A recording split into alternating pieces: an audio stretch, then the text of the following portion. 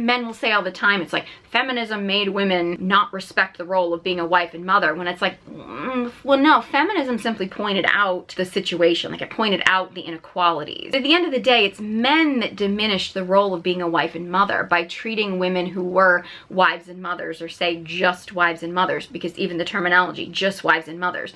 Or, you know, when the divorce happens, the man's like, well, it's my money. Even when it's not divorced, even when they're married, the man thinks that the paycheck is his money. When it's like, but you have a woman in your home who is doing work that if she wasn't married to you and hadn't birthed your children, she would be being paid to do. I mean, that gets into a whole conversation about like what women would be paid for the role that they do as a wife and mother if they were hired to do that job for another family. Why isn't that role respected when you do that in your own home? I mean, there's been plenty of research that shows that being a full-time wife and mother is really the equivalent of, I believe it's like 2.5 full-time jobs. So if women are expected to 2.5 full-time jobs in the home, but then nowadays most women are expected to work at least another full-time job. So women are now expected to work like the equivalent of like 3.5 full-time jobs. Men are still typically only required to work 1 full-time job and say maybe part-time in the home, if that. We're asking a lot more of women than we are of men in the name of having it all, but yet somehow men are supposed to be the stronger, you know, leaders and providers of the family, when at the end of the day they're not really doing that anymore.